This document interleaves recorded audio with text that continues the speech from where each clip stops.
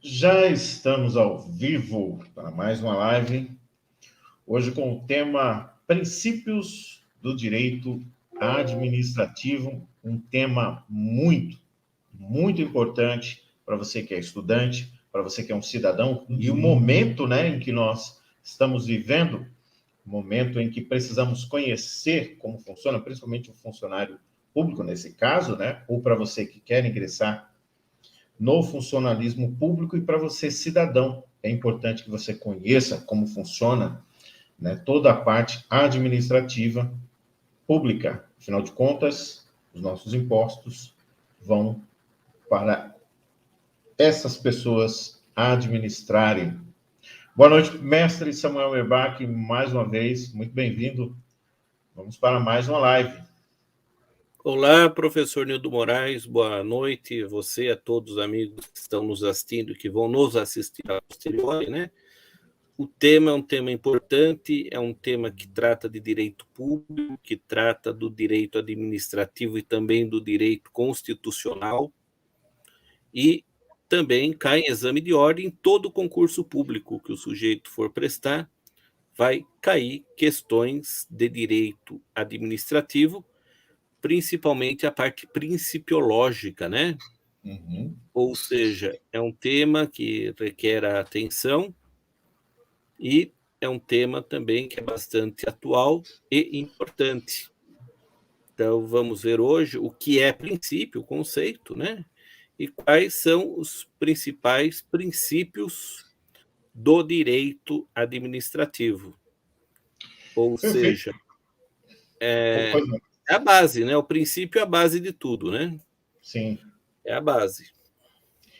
E nós encontramos aí, pessoal, para você que é um estudante, para você que vai fazer algum concurso, essa, como o professor Samuel Merbach falou, é a base. Você tem que conhecer isso para adentrar, até mesmo para a magistratura, Entra aí o processo administrativo, como o PAD, que se der tempo aqui no período da live, nós vamos ver algumas coisas sobre o PAD, O PAD, para quem não sabe, é um processo administrativo disciplinar, e isso recai sobre funcionários públicos. Se der tempo, nós podemos entrar um pouco, e é claro, você pode fazer perguntas aqui no chat. Deixa eu dar uma boa noite aqui. Boa noite, quem quiser fazer alguma pergunta também poderá fazê-lo. Mas nós encontramos aí os princípios da administração pública, do direito administrativo, que é conhecido como LIMP. Por que LIMP? L, legalidade. I, impessoalidade. M, moralidade. P, publicidade. E, por último, o princípio da eficiência, que foi inserido aí através da emenda constitucional número 19. Então, esses são os princípios que regem o direito administrativo: legalidade, impessoalidade, moralidade, publicidade e eficiência. E porque cada um desses nós vamos estudar, cada um desses princípios. E o artigo 37 da Constituição Federal, que nos esclarece aí, a administração pública direta e indireta de qualquer dos poderes da União, do Estado, do Distrito Federal e dos municípios obedecerá aos princípios da legalidade, impessoalidade, moralidade e eficiência. Perfeito, professor? Exatamente, professor Nildo Moraes. É importante, no estudo da principiologia, primeiramente, a gente entender ou procurar conceituar o que é o princípio, Uhum. Princípio, ele dá a ideia de início das coisas, O princípio é aquilo que dá fundamento, ele serve como um guia para o jurista, para ele saber se orientar em diversas hipóteses, o fundamento, o alicerce, é a base de um sistema que condicionam até mesmo estruturas subsequentes, E também pode vir a garantir a validade, É importante notar que os princípios não precisam estar presentes na legislação, Tendo validade e lançado seus efeitos, independentemente de positivação, né? Sendo que a gente já sabe que direito positivo, né, é o conjunto de normas jurídicas, né, vigentes no território, né? Direito positivado, aquele direito escrito, aquele direito legislado, né? Uhum. Então, só para a gente entender um pouquinho, né, a concepção de princípio, né? Perfeito. Pessoal, por que esses princípios? Tá? Vamos começar desde do LIMP, né, pela letra L, princípio da legalidade. Por que é necessário termos um princípio de legalidade? Porque você, cidadão, eu, cidadão, professor Samuel Merbach, cidadão, precisamos entender e saber que ninguém é obrigado a fazer nada senão em virtude de lei que o obrigue. Ninguém será obrigado a fazer ou deixar de fazer nada senão em virtude de lei, tá? Então, por isso o princípio da legalidade, que vem lá da origem legis, significa leitura, lei, correto, mestre? Exatamente, né? O cidadão poderá fazer tudo aquilo que não seja proibido pela lei, né? Agora, Exatamente. professor, interessante isso aí que o senhor falou. O cidadão deverá fazer, não poderá fazer nada do que não estiver na lei. E o administrador público? O administrador público é o contrário, né? O Eles. administrador público, em regra, ele tem que se ater àquilo que está descrito na lei, né? O Perfeito. administrador público, ele tem que fazer aquilo que está escrito, aquilo que está determinado na lei. E, professor Nildo, aproveitando o ensejo, né, também um assunto bastante importante do direito administrativo, dentro do direito administrativo, nós temos os atos vinculados e os Uhum, atos discricionários, né? uhum. Qual a diferença, professor? Então, olha só, no ato vinculado, tudo que o agente público vai fazer está disposto na lei, Uhum, né? Então, ele tá, o administrador está vinculado a seguir aquilo que está na lei, né? perfeito. Então, um exemplo, né? Vamos ver, então, um exemplo de um ato vinculado, né? Então, ato vinculado, tudo que o agente público vai fazer está determinado pela lei. Exemplo, licença para o estabelecimento funcionar, né? Uhum, A licença é um ato administrativo que permite a construção ou funcionamento de um determinado estabelecimento, cuja forma acontece através daquilo que é chamado de alvará, né? O alvará contém em si uma licença, né? sim. Então, que determina se a pessoa vai abrir uma lanchonete, construir um local para funcionar um restaurante, Uhum. e tudo isso precisa estar enquadrado dentro daquilo que a lei determina, né? Perfeito. Isso está baseado no zoneamento, no plano diretor do município, por exemplo, da cidade onde você mora. Lá vai determinar por lei se o local onde você pretende abrir o seu estabelecimento comercial é possível ou não, por conta do zoneamento da cidade, tá? Outra matéria ligada à parte da legalidade, professor, é a lei das licitações, a lei 8.666 de 93. Olha só o que diz. A licitação destina-se a garantir a observância do princípio constitucional da isonomia, a seleção da proposta mais vantajosa para a administração e a promoção do desenvolvimento nacional sustentável e será processada e julgada em estrita conformidade com os princípios básicos da legalidade, em estrita conformidade da impessoalidade, da moralidade, da igualdade, da publicidade e da probidade administrativa, da vinculação, que o professor mencionou, né, um instrumento convocatório do julgamento e objeto dos quais lhe serão correlatos, tá? Então, tudo isso ligado aí ao princípio da legalidade. Professor, senhor, desculpa se eu ia complementar aí o seu Não, pensamento. não, só para complementar, né, o assunto, os atos discricionários permite-se análise subjetiva através de valoração de fatos, né? Então, no ato discricionário, o administrador público tem uma certa margem de liberdade, né? Exemplo, autorização para vender comida na rua, né? Uhum. O que seria Essas, isso por aí? exemplo, né? Essas autorizações para colocar carrinho de comida na rua são a título precário, né? São Sim. discricionárias, porque permite uma análise subjetiva, ou seja, permite uma valoração dos fatos por parte da administração pública, né? Então, só para Perfeito. fazer um pequeno complemento na questão dos atos administrativos, uma das suas classificações é que ele pode ser vinculado ou discricionário, né? Só para fazer aqui mais um complemento à matéria de direito administrativo que nós estamos trabalhando no dia de hoje, né? Olha E só, o só. nosso direito positivo, nosso direito positivado, ele é altamente legalista, né? Sim. Então O isso que está quer dizer bastante... legalista, professor? O pessoal que ainda... Legalista é que a gente tem, vamos falar assim, a gente trabalha com base naquilo que está escrito, naquilo que está no código, naquilo que está positivado, né? Exato. É O nosso conhecido, direito pessoal. é positivado, é legislado, né? Por Uhum. exemplo, no direito norte-americano, eles trabalham com a lei, claro, né? Mas eles têm uma Como lá. tendência mais jurisprudencial, Uhum. porque lá é o common law, direito costumeiro. Nosso direito brasileiro é o civil law.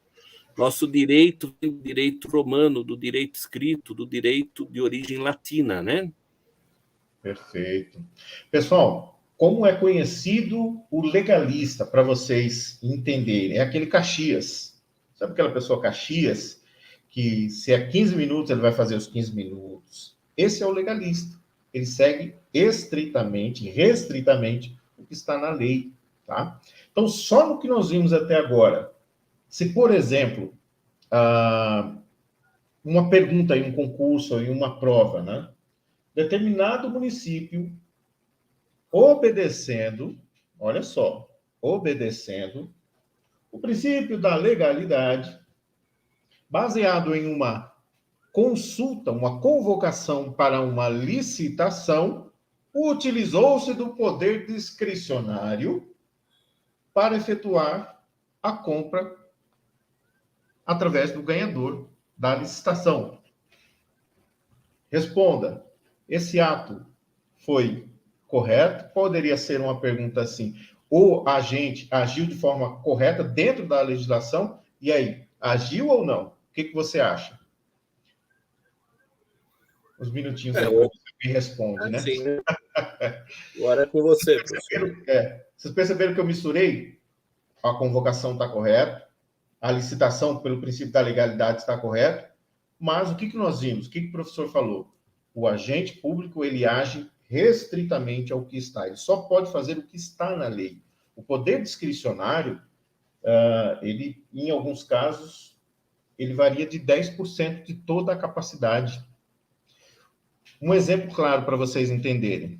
Eu tenho esse microfone aqui que eu uso para fazer as gravações.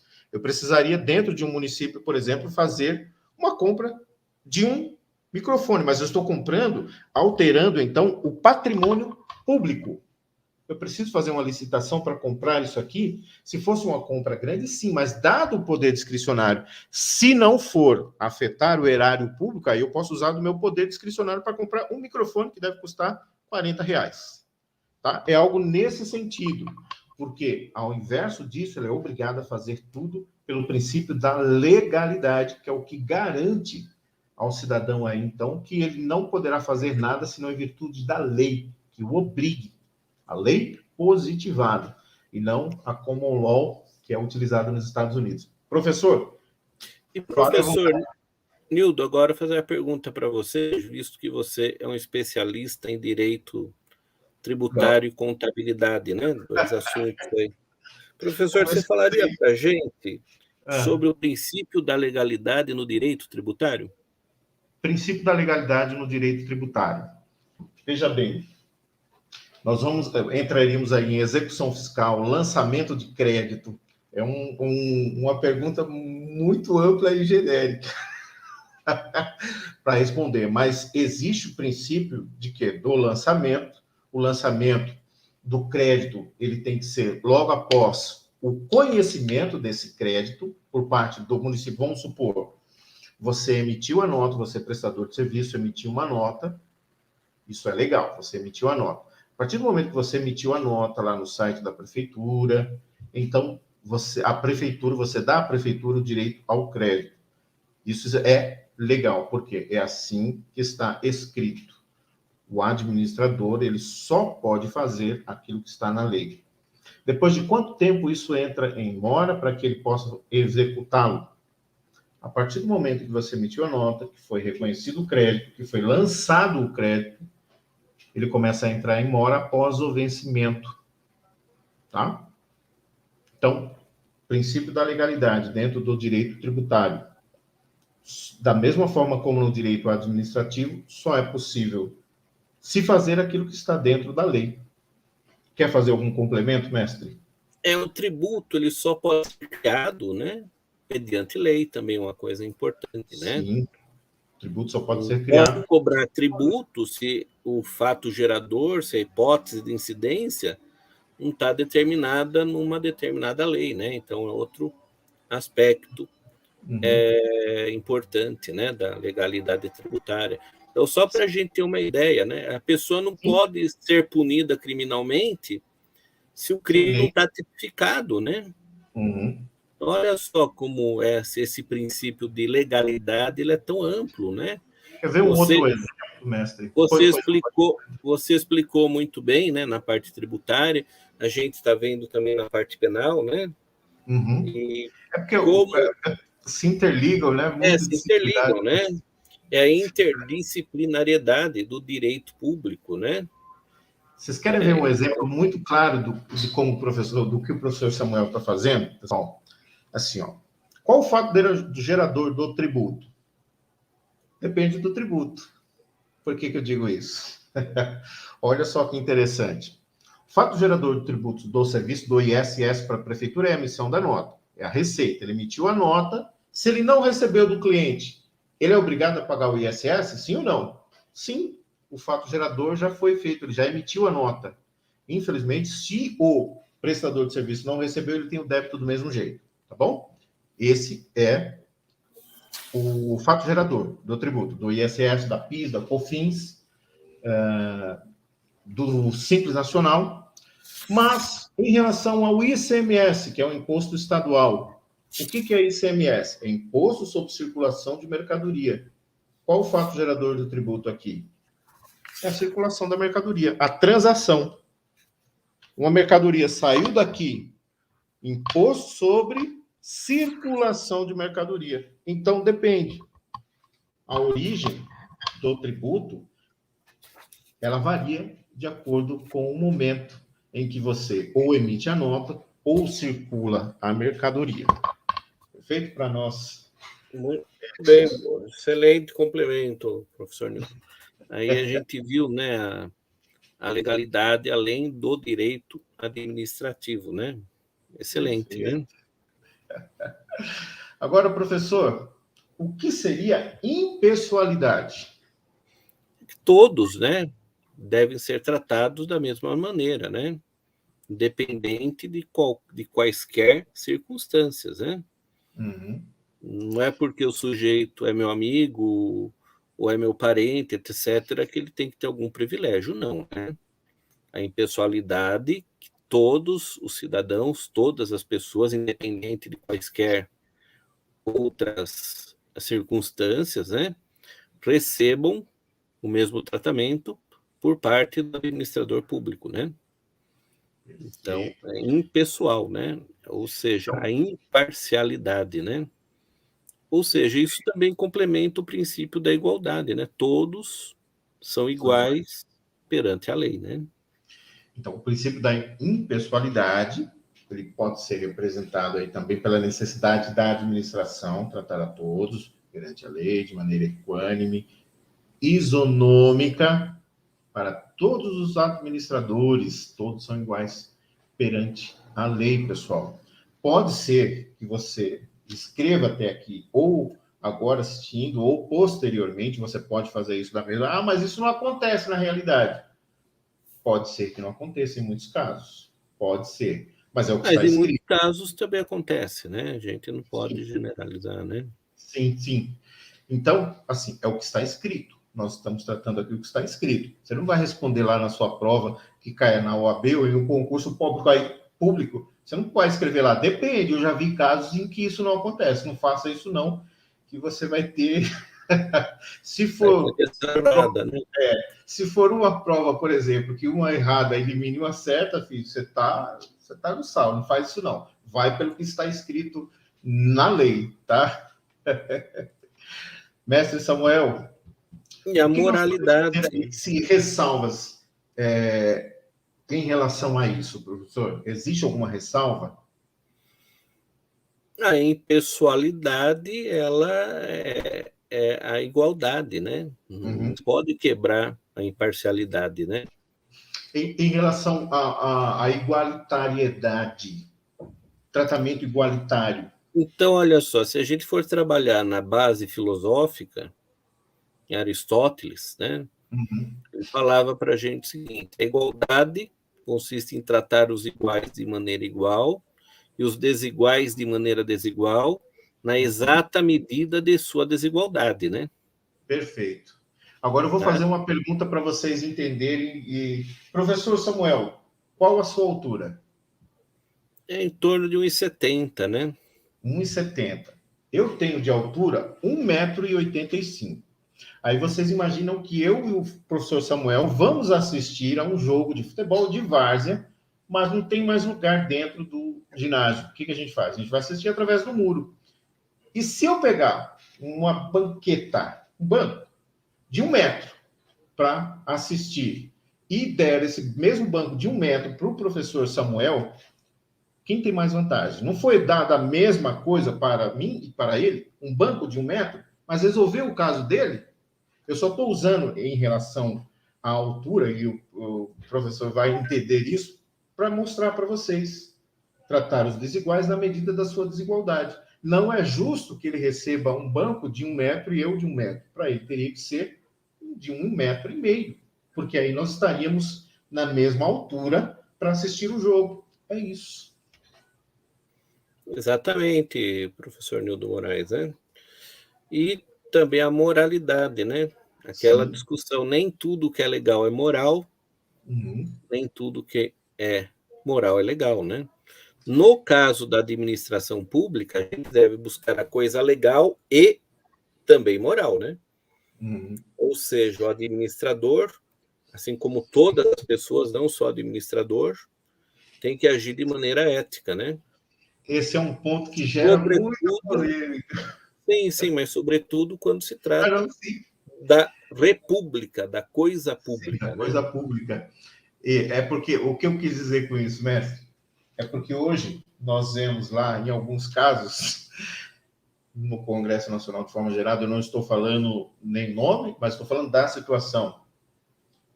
Um político, um deputado, ele tem direito ao reembolso, por exemplo, legal de tratamentos dentários. E teve um cidadão que gastou um valor muito alto. É legal gastar 100 mil reais com tratamento dentário? Está lá na lei. Mas é moral você gastar 100 mil reais, ou seja, para uma coisa, ou seja, para você utilizar de alguma outra forma e requerer isso, o reembolso de 100 mil reais? É legal. Legal que eu digo assim, está na lei, não de joia. Bacana, pô, bacana. Não é isso que eu quero dizer. É que está na lei. Mas é moral? É reprovável uma atitude assim? É nesse sentido que eu quero dizer. Tá, pessoal? Então, por isso que quando o professor iniciou, muito bem, professor, o senhor pode iniciar? Muitas vezes o que é legal não é moral e o que é moral não é legal. É isso? Exato. E também, professor Nildo Moraes, na nossa Constituição Federal, tem, às vezes, a gente encontra aí algumas menções que são importantes, né? Por exemplo, no artigo 5º, inciso 73, ele trata da ação popular contra ato lesivo à moralidade administrativa, né? Em outro dispositivo constitucional, o Constituinte determinou uma punição mais rigorosa naquilo que é qualificado como sendo imoralidade pela improbidade, né? Então, só para a gente ter aí alguns outros complementos, né? E isso que nós falamos anteriormente, né? Vem de um princípio do direito romano, né? Que dizia: non homini quod lice honesto est. Nem tudo que é legal é honesto, né? Então, Exato. obedecendo esse princípio, o administrador deve, além de seguir a lei, pautar numa conduta moral comum, né? Sempre visando o bem comum. Exatamente. E é por isso que é o princípio da moralidade, né? Que, assim, de forma geral, tá? Digamos assim, é legal não cometer nenhum crime porque está dentro do escopo. Porém, numa situação em que vive o Brasil, não seria moral requerer algumas coisas ou negar aos mais necessitados alguns recursos durante esse período. Não sou totalmente contra ficar fazendo assistencialismo, né? Porque isso acaba sendo, em alguns casos, não em todos, mas algumas obras mais eleitoreiras, né, mestre? Agora nós vamos falar, professor, sobre um princípio muito importante também do direito administrativo, que é o princípio da publicidade. O que seria o princípio da publicidade? Então, olha só, o princípio da publicidade é mais um vetor da administração pública que diz respeito a que os atos da administração pública sejam divulgados, levados ao conhecimento de toda a população. Sejam contratos, instrumentos jurídicos, questões de orçamento e assim por diante, né? Isso nos leva àquilo que é denominado hoje como transparência, né? Ou seja, eu creio que a transparência é um pouco mais forte que a publicidade, né? De tal maneira que os sites, geralmente dos governos e das administrações, tem ali, né, o portal da transparência, que tem, por exemplo, questões financeiras, orçamentárias e assim por diante, né?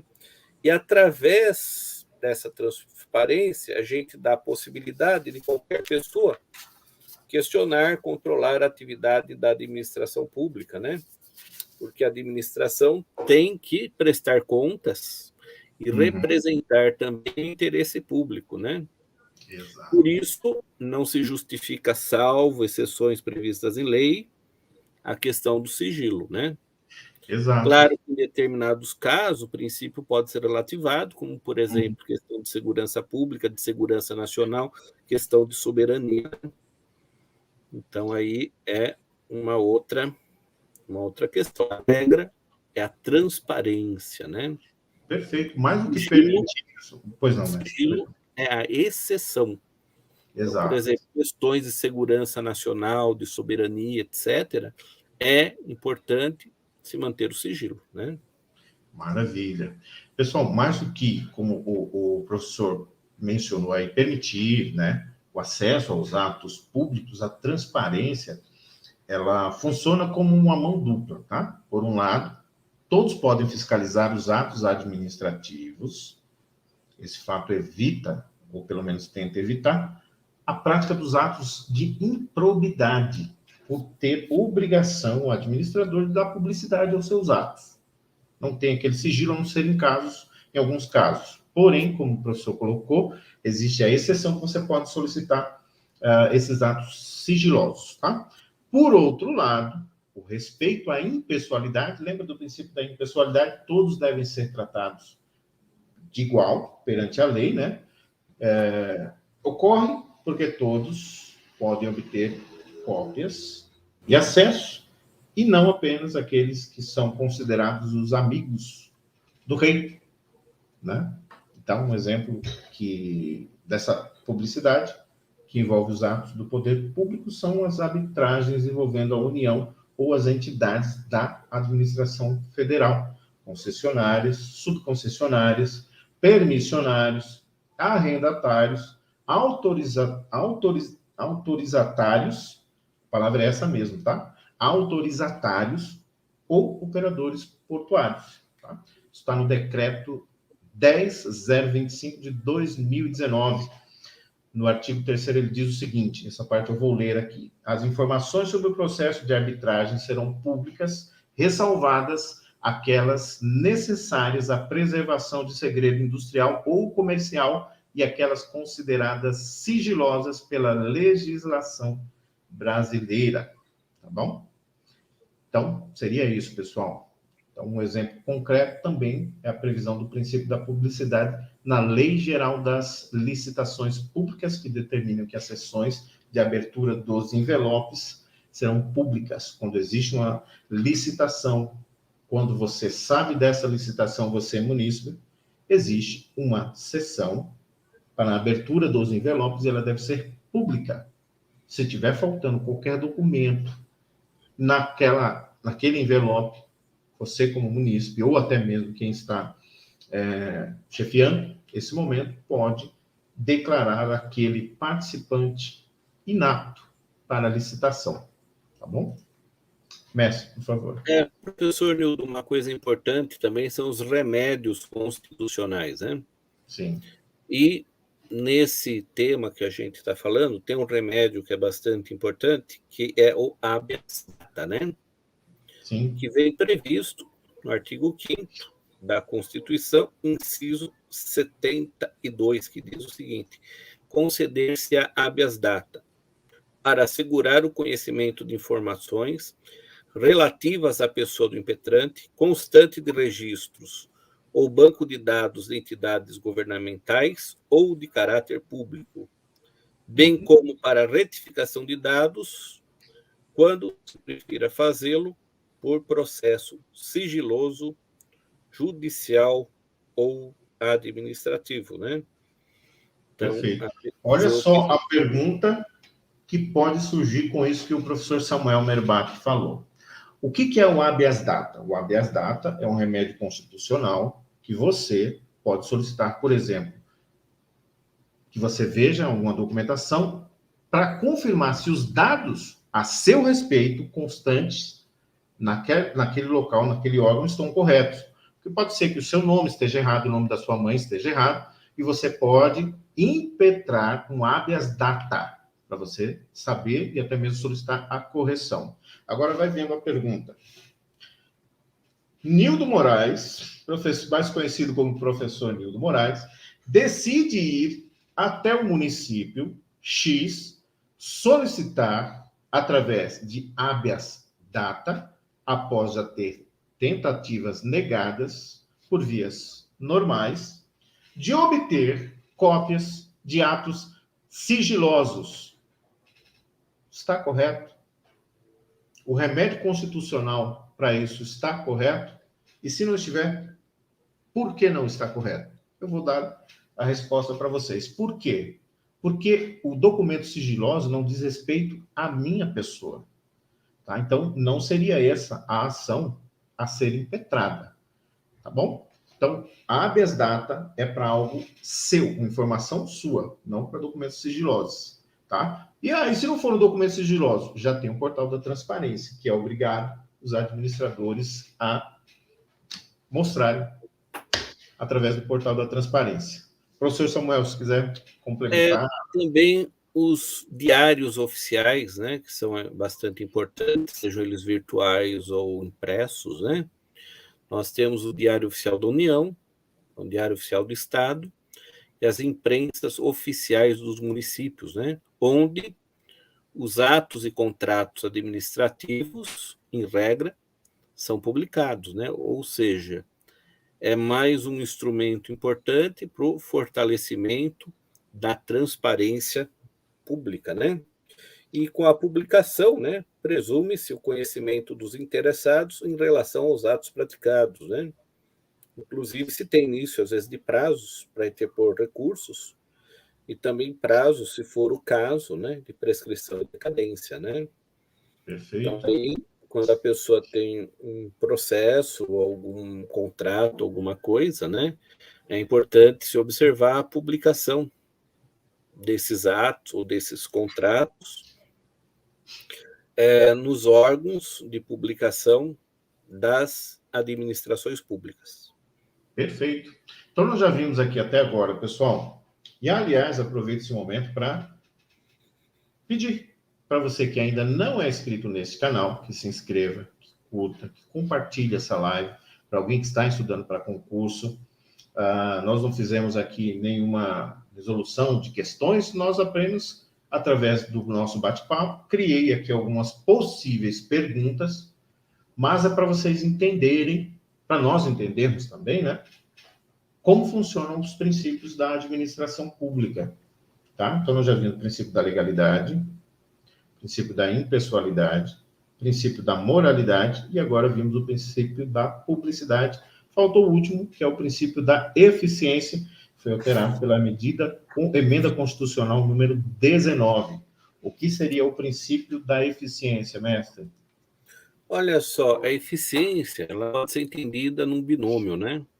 Qualidade mais celeridade. Uhum. A qualidade na prestação do serviço, né? Dentro de um prazo razoável, né? Então, esse é o meu entendimento resumido, né? Do que seria esse último princípio que a gente está abordando, né? Então, o que é uma coisa eficiente? É uma coisa que tem qualidade e que é entregue dentro de um prazo razoável, né? Então, a gente tem um binômio, qualidade mais celeridade, né? Excelente. E o que seria isso, pessoal? Falando de forma mais simples. É a imposição da Constituição Federal ao administrador que ele deve evitar desperdício e falha. É a utilização dos recursos públicos de uma maneira produtiva, com a otimização dos recursos econômicos e produzir melhores resultados e índices de eficiência. O que também não se pode confundir com a aplicação desse princípio é que a administração deve pagar e utilizar sempre o produto mais barato. Não é isso, tá? Nem sempre o mais barato é o melhor, porque a eficiência no direito administrativo não está umbilicalmente ligada ali à eficiência econômica, mas sim a uma eficiência dos recursos públicos, tá? Então, existe aí um certo conceito e você não pode agora, mas vamos pegar esse que é muito mais barato. E a qualidade? Onde é que fica? É aplicar bem os recursos, tá? O princípio da eficiência. Beleza, mestre? Isso mesmo, professor Nildo Moraes, é muito bem explicado, né? O agente público ele deve agir com rapidez, perfeição, rendimento, né? Uhum. Saber se utilizar bem dos recursos públicos, do patrimônio público, né? E tudo isso sempre visando o bem da coletividade, né? Então seria aí, né, o princípio que a gente está abordando, né? Maravilha. Então, pessoal, esse foi aí, né, os princípios. Se você que vai assistir essa live gostou, gostaria de continuássemos em temas como esse, nós estamos pensando aí em falar sobre qual que é o filósofo do direito, professor, que você tinha mencionado? Pacho Canes, né? Pacho Canes. Eu não conheço, mas o professor Samuel Merbach mencionou que ele está recentemente sendo mais conhecido aqui no Ocidente, né, professor? Ele No Ocidente, no Brasil também, né? Com já algumas publicações já de algum tempo das suas obras em língua portuguesa, né? Uhum. E às vezes até mesmo solicitado em concursos públicos, né? É um pensador importante, interessante para a gente conhecer, né? É um pensador voltado basicamente à filosofia do direito, né? Uhum. Um grande pensador da filosofia do direito. Perfeito, então, professor. Eu agradeço mais uma vez aí a nossa participação. Muito bacana falar sobre esses temas, sobre esses assuntos. São assuntos importantes porque a população, de uma forma geral, está despertando, né, para um conhecimento maior sobre como funciona a política, a administração pública e como cobrar, né? Como você pode, como cidadão, conhecer os seus direitos. Só lá, se você pegar lá o princípio da legalidade, então, quer dizer que ele não pode fazer qualquer coisa, não pode simplesmente, eu acho que eu vou fazer isso. Não, o administrador público não pode. Ele tem que seguir uma cartilha, tá?